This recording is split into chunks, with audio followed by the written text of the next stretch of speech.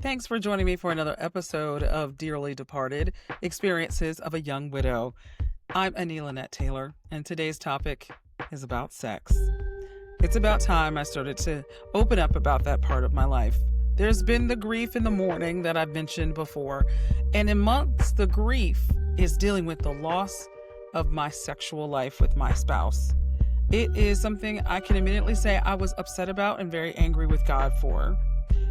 I know most people can get past that, but once I started talking to other widows and researching a little bit, I found out that there is a process, and then there's the phase that you may enter into.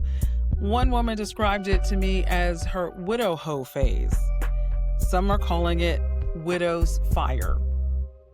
Very interesting to say that, because I had been in my married life for almost 20 years. And the comfortability of being with one person is the beauty of marriage.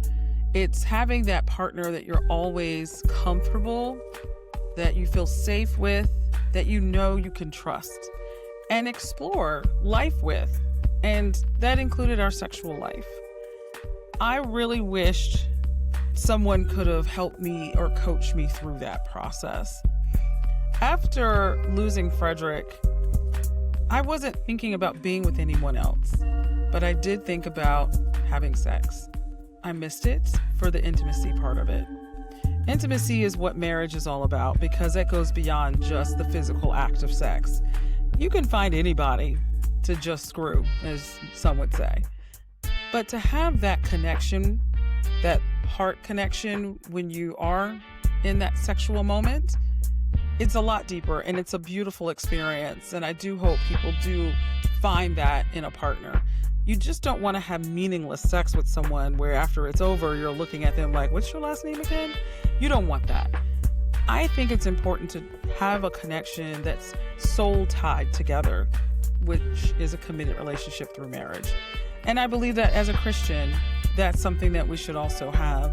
But I was very frustrated with God for not preparing me for what I was going to go through. Losing my husband meant losing my sexual identity as well. Not that I was thinking, oh, am I a lesbian or whatever? That's not what I mean. I mean, knowing that I can have sex whenever I wanted to, because I had my spouse with me. And that was a nice freedom to have. And then go from that to absolutely nothing was frustrating me, along with the mourning of losing my husband. And our intimacy many times could go beyond the physical act of sex, because just a hug, a kiss on the forehead or the cheek or on the neck was just as gratifying, because we were close. I love those moments where we could just be into each other. I'm a very touchy-feely person. I love to have that intimate closeness with my spouse and the person that I love. I love to hold their hand. I love to touch their leg, and I want them to do the same for me. I enjoy having someone put their arms around me and just look at me and say, "You're beautiful." Or just let me know that they're feeling lucky to be with me, because that's how I felt in my relationship. I felt very blessed to have my spouse, and to know that they always found me attractive, or always thought, "You're the most beautiful woman in the world. Wherever I go, you're the most beautiful woman." And while that sounds superficial on the outside, I want you to know that's just the love language that resonates with me, with my spouse. And he meant it, truly meant it. Anytime he would say something like that to me, it was so heartfelt and loving. So I had to deal with the fact that I would not have that consistent love from one person where I shared my soul with, that I had dedicated my life to. And so it wasn't long, and that's what surprised me when Frederick passed, that I was already thinking about sex. I've learned that that's not really uncommon, because when this widow's fire or widow hoe phase for some people kicks in, it just depends. It's never a time limit, or when the clock starts, that's when people start going, I need to figure out, this is when I'm going to go into that phase. There's not a specific time that it happens. But in talking to other widows that were young ladies, they talked about the fact that they really wanted the intimacy and got into relationships or situationships quite quickly. And I also think it's the misunderstanding that all widows are going to go through that phase. I thankfully have not gone into that phase, and it's been 3 years. Having to know myself and knowing that God would not want that for me, that is where I was battling a little bit. But it was my understanding, and it was the boundary that He sets for all of us in the Bible. So I kind of looked up a few things and found an amazing article about grieving sex. And this is a perspective from a woman named Lori Upon. And she talks about how she was married and enjoyed those lovely moments of time that I spoke of. Just the kisses on the forehead, on the cheek, the holding of the hands, the sitting together in the movies or, on the couch. Those are the things that you really enjoy. And that's the intimate part of being married. That's where the physical act of sex doesn't mean the most to you. It is the closeness and the intimate parts of you that you share with someone, and the judgment's not there. You're loving on each other, and that's all that matters. And it's a spiritual thing because we've already said in our marriage vows that we would forsake all others. So we are with that one person and loving them and recommitting ourselves to them through the act of sex. And it's such a wonderful thing. But the other part of it was, I know being married, you feel like, all right, you're with that person, so how could you be with someone else? But when the urge comes, that is when you may not make the best decisions unless you have a spiritual mind. So in the Bible, it talks about singleness. And this was something in 1 Corinthians chapter 7, verse 8 and 9. And this is just a verse that resonates with a lot of us. We probably heard of it, where Paul was saying, I say to the unmarried and to widows that it is good for them to remain even as I. He was single, which meant he was not sexually active. He says, but if they do not have self-control, let them marry, for it's better to marry than to burn with passion. Okay, we hear that a lot even as single women. I've heard that when I was in my single walk before I got married, to think about that, not to burn, but if you're burning with desire, you should go ahead and get married. And so marriage, to me, the golden ticket in it was the freedom of sex. And so I think about what that means as the widow, because I, again, didn't sign up for this. I knew in singleness, I'm making a choice and decision. But as a widow, I did not decide to have my spouse leave me and our sexual relationship. Therefore, the anger. I wrote about it in my journal, so I didn't have to speak of it because I felt that there would be people who would either exploit that information, i.e. my male friends, some that I felt were friends, but they were really on the prowl a little bit. And I touch upon this a little bit in my journal, but I will say that I had really great male friends prior to losing my husband. And once my husband was gone, some of them took the opportunity to see if I would be willing to have a sexual relationship with him. And then there were people I met that wanted to see if I was interested in having a sexual relationship without any commitment. Because a lot of times in the widow phase, that's when women may play the field a little bit and find someone who is not interested in a relationship either. And so it's convenient because a widow may not be ready to make that next step into marriage, especially if their spouse had just died and they don't want to have another relationship as they figure out where their love really is coming from.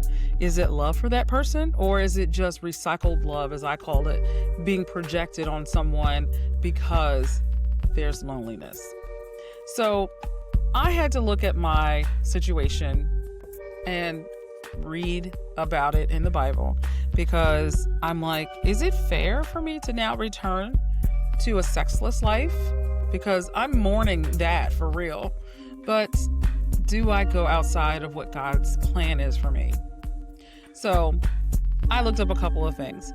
In the article by Loria Pond, who wrote about grieving sex, she put in the Bible verse, 1 Timothy chapter 5, verse 14 through 15, which said, "Therefore, I want younger widows to get married, bear children, keep house, and give the enemy no occasion for reproach, for some have already turned aside to follow Satan."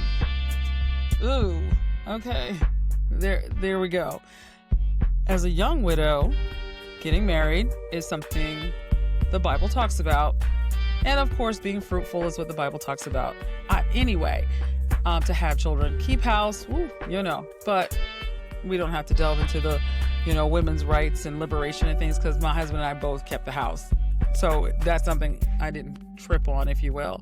So in that verse where it was saying, get married as a young widow, but also understanding that if you are not in a married relationship, then it is like following Satan.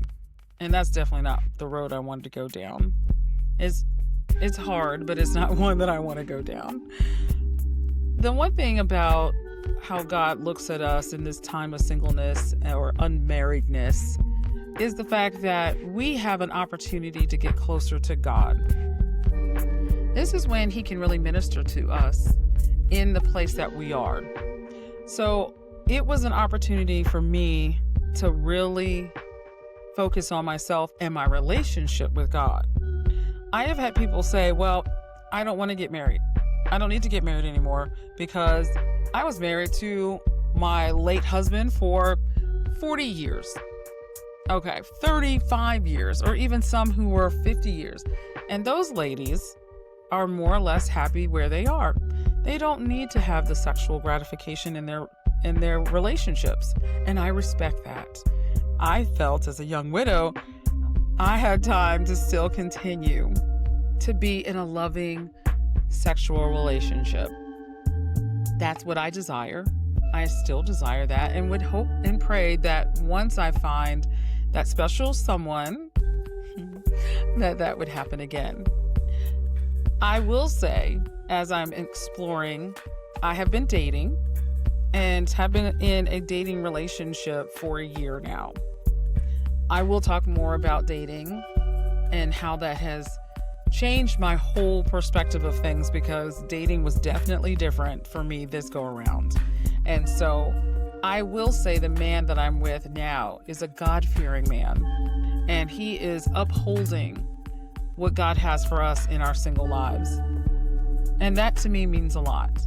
He respects and also lives by the written word in the Bible. And so we have a clear understanding of where our relationship will go and how it will play out, and especially in a sexual sense. And so while there's passion that we may have for one another, we are reserving that for when and if we get married. And that's a beautiful thing. But to talk about widow's fire and what that's like, well, I've heard there are no real studies about it, but from talking to other women and women who have been divorced, we'll talk about this too, learning to live without the sexual gratification in a relationship. So that's the one thing that I had to work on. Widow's fire, as they have described it in a very interesting website with the same name. It talks about it's a burning desire for intimacy following the death of a partner or spouse. And not every widow experiences this, but I've seen and talked to several who were just very much wanting that personal touch.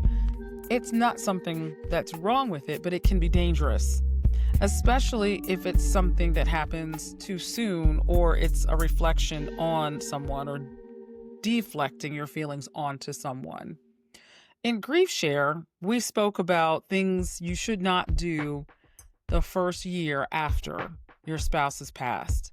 And that's making major decisions like moving, selling your home, changing your job, making different arrangements for your belongings, like for 1 year, they suggested just kind of have an even kill so that you can heal through the grieving process, because you may make decisions that you don't agree with maybe a year from now, because a lot of it can be a split decision based on the sudden loss and the sudden change in your life. The one thing they also mentioned in Grief Share is that we should not date one another in that group.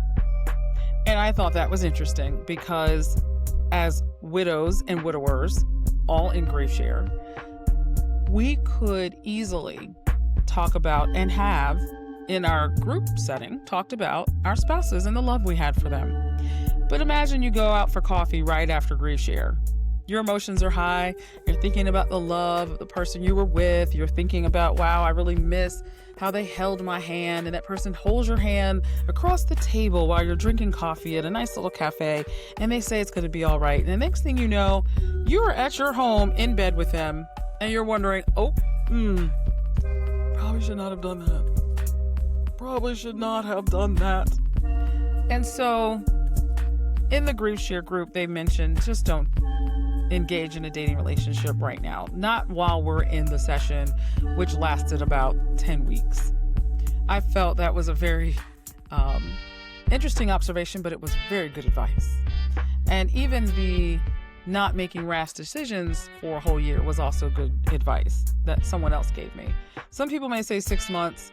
I think a year is a good time to really gather yourself and work through the process, because it could take a lot longer to go through the process. But if you don't have to make those rush decisions, or if you're not forced to, like in situations where financial concerns may cause you to have to move or sell your home, that's where it's uncontrollable. That's not something you can do. You can control. But if you can, it's better that you work through the process of grieving and not allow for things to change so drastically. I had seen statistics about how soon a widow or widower will move on.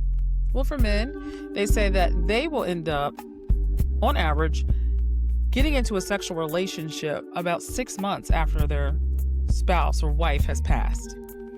For women, they were seeing it about 9 months. 9 months.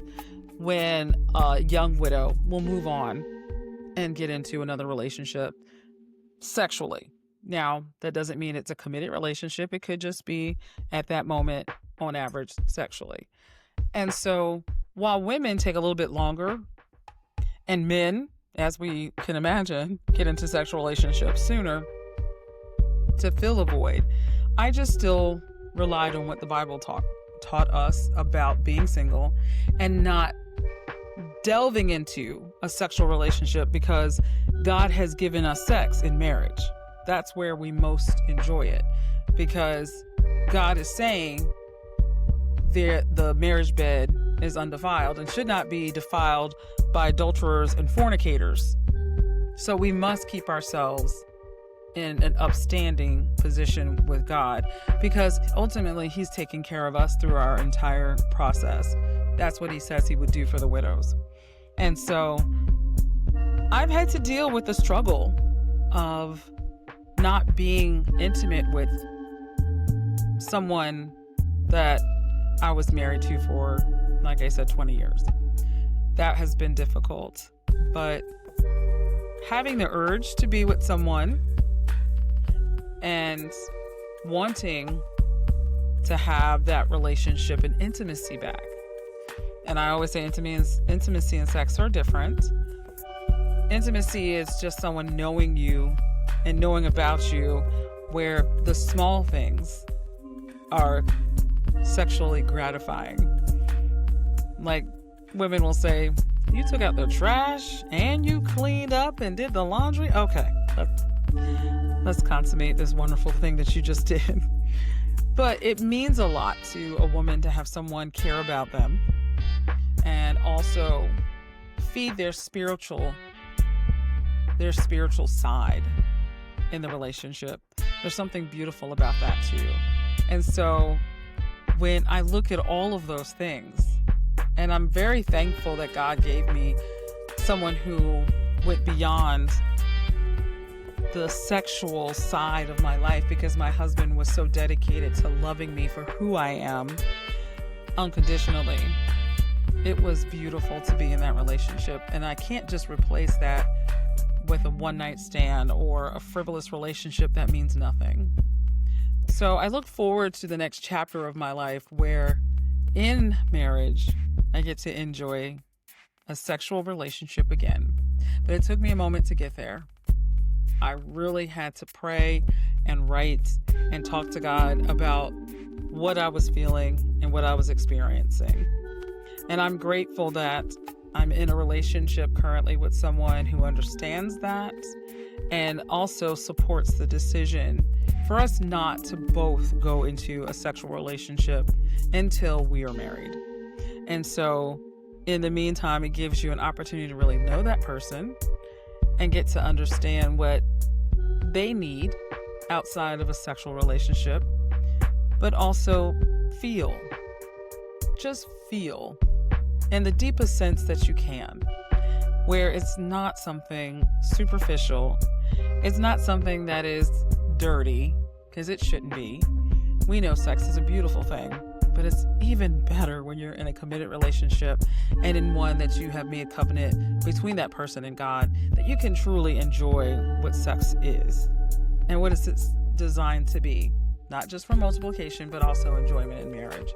So I thought it was time for me to talk about that, because mourning, as I've spoken about before, is a hard place to be. It was a place that I had to learn to cope with, just like I had to learn and continue to learn to cope with that part, that loss, because as a young widow, still got a little gas in the tank and can still feel sexy and wanted and desired.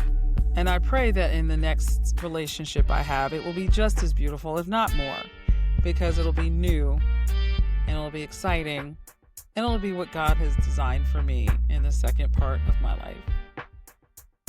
I'm Annie Taylor, and this is Dearly Departed. Thanks for joining me. I see you next week for another episode. Take care and be good to yourself. God would want you to be.